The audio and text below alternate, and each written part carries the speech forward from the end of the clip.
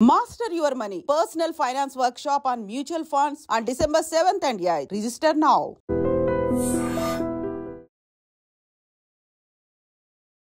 Hi hello నమస్తే welcome back to iDream media. ఈరోజు మనతో ఉన్నారు EB5 వీసా ఎక్స్పర్ట్ అలాగే immigration consultant and high court advocate అయిన ఆయిషా మల్లె గారు. వెంటనే సార్తో మాట్లాడేద్దాం, ముఖ్యంగా లేటెస్ట్ అమెరికన్ అప్డేట్స్ గురించి. Hi sir.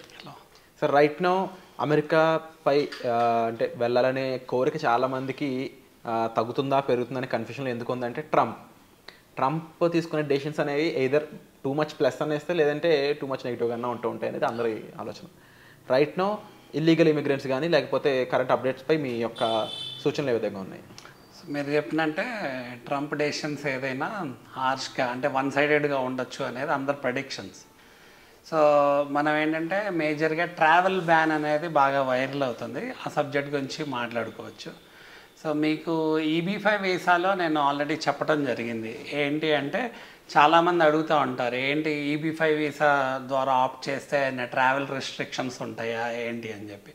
So EB5 visa ద్వారా ఎటువంటి ట్రావెల్ రెస్ట్రిక్షన్స్ ఉండవు.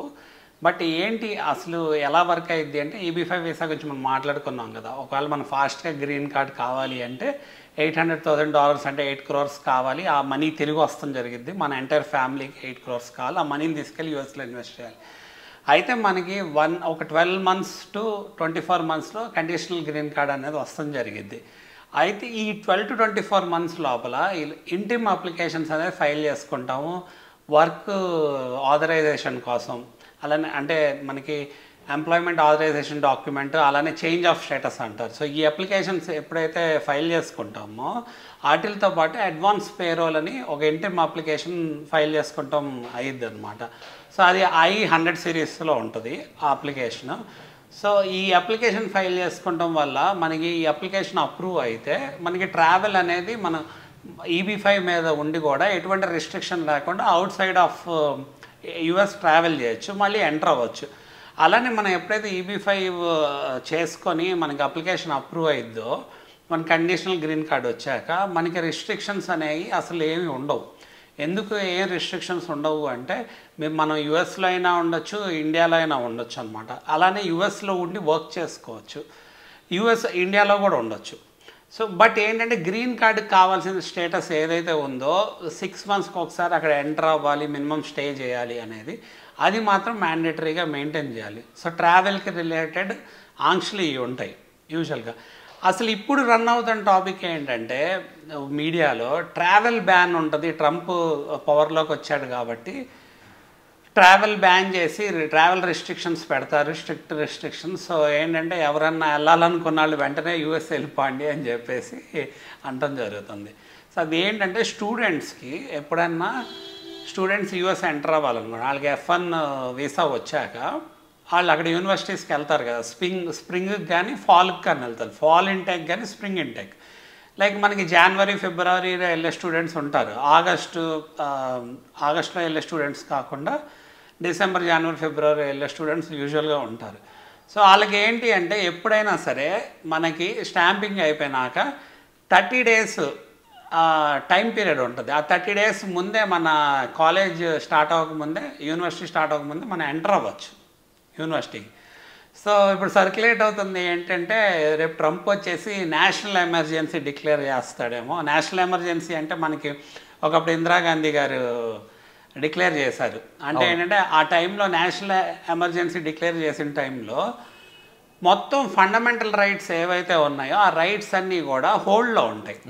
సో ఈ ఫ్రీగా ట్రావెల్ చేయాలన్నా అలాంటి అన్నిటి మీద ఆంక్షలు ఉంటాయి. సో ట్రంప్ ఇలా నేషనల్ ఎమర్జెన్సీ తీసుకొస్తాడు అనేది ఒక టాక్ నడుస్తుంది. ఇంతకుముందు కూడా తీసుకొస్తాం జరిగింది. బట్ ఏంటంటే అప్పుడు సర్టన్ రెస్ట్రిక్షన్స్ పెట్టాడు. ఏంటి కొన్ని ఇరాక్, ఇరాన్, లెబనాన్, యెమెన్ ఇలాంటి కంట్రీస్ మీద, ముస్లిం కంట్రీస్ మీద కొంత రిస్ట్రిక్షన్ పెడడం జరిగింది ఎవరన్నా ఎంటర్ అవ్వాలి అంటే.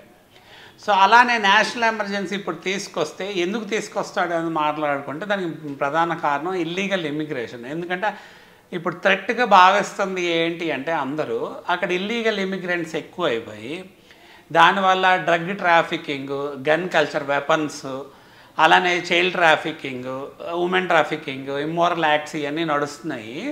సో అలానే బార్డర్స్ కూడా బాగా ప్రొటెక్ట్ చేయాలి. ఎస్పెషల్లీ ఏంటంటే కెనడా అన్ను మెక్సికో బార్డర్స్ ప్రొటెక్ట్ చేయాలి. ఉన్న ఇల్లీగల్ ఇమిగ్రెంట్స్ని ఐడెంటిఫై చేసి డిపోర్ట్ చేయాలి అనేది ఆలోచిస్తున్నారు. అందుకే ఏలియన్స్ ఎనిమీస్ యాక్ట్ అనేది ఒక యాక్ట్ 1798లో యాక్ట్ తీసుకొస్తాడు అనేది కూడా ఒక టాక్ ఉంది.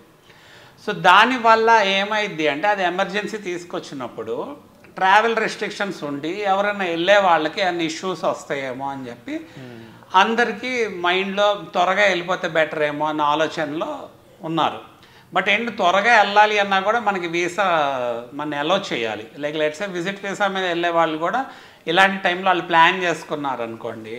సో వాళ్ళు ఏంటంటే వాళ్ళ కన్స్ట్రైన్ ఏమైనా ఉంటుందేమో, ట్రావెల్ అబ్జెక్షన్స్ ఏమైనా ఉంటాయేమో, లేకపోతే అక్కడికి వెళ్ళాక మళ్ళీ బ్యాక్ ఇండియా వెళ్ళిపోమంటారేమో, అలాంటి ఆలోచనలు ఉన్నాయి. సో ప్రస్తుతానికి ఏమీ ఇంకా క్లారిటీ లేదు. ఎప్పుడైతే ట్రంప్ పవర్లోకి వచ్చాక ఆయన అనౌన్స్ చేసే దాన్ని బట్టి డిక్లేర్ అవుతుంది. ప్రతిదానికి ఒక stream lined rules and regulations ఉంటాయి.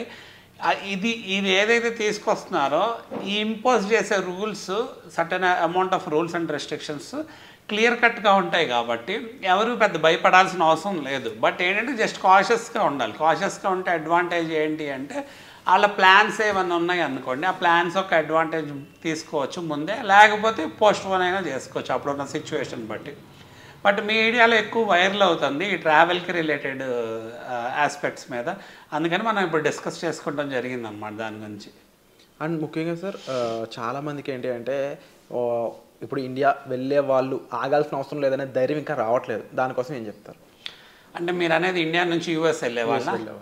సో అంటే ఇండియా నుంచి యూఎస్ వెళ్ళే వాళ్ళు ఇప్పుడున్న సిచ్యువేషన్లో ఓన్లీ ఫ్యూ రీజన్స్ మీద వెళ్ళొచ్చు. ఒకటి విజిట్ మీద వెళ్ళొచ్చండి. లేకపోతే ఏంటంటే స్టూడెంట్ వీసాస్ ఇందాక చెప్పినట్టు ఏంటంటే ఫాల్ కాకుండా స్ప్రింగ్ ఇంటేక్ అలా వెళ్ళే వాళ్ళు కొంతమంది ఉంటారు. బట్ తక్కువ ఉంటారు. ఫాల్ ఇంటేక్ ఎక్కువ మంది వెళ్తారు కదా. సో దాన్ని బేస్ చేసుకొని అక్కడ యూనివర్సిటీకి వెళ్ళాలి అనుకున్న వాళ్ళకి ఆల్రెడీ అడ్మిట్స్ వచ్చి ఉంటాయి కాబట్టి డెఫినెట్గా వాళ్ళకి ఏమి ఇబ్బంది ఉండకపోవచ్చు. సో వీసా స్టాంపింగ్ అయ్యి అడ్మిట్స్ వస్తే సో వాళ్ళు మంచి యూనివర్సిటీనే పిక్ చేసుకున్నారు అనుకో, అంటే ట్రంప్ వచ్చాక ఎటువంటి రూల్ తీసుకురావచ్చు అనుకుంటున్నారు అంటే ఒకవేళ ఇంటర్నేషనల్ స్టూడెంట్స్ ఎవరైనా వస్తున్నారు అంటే డెఫినెట్గా మంచి యూనివర్సిటీస్కి వచ్చేటట్టు అలా ఏదైనా రెస్ట్రిక్షన్స్ తేవచ్చు అనేది ప్రజంప్షన్స్ ఉన్నాయి.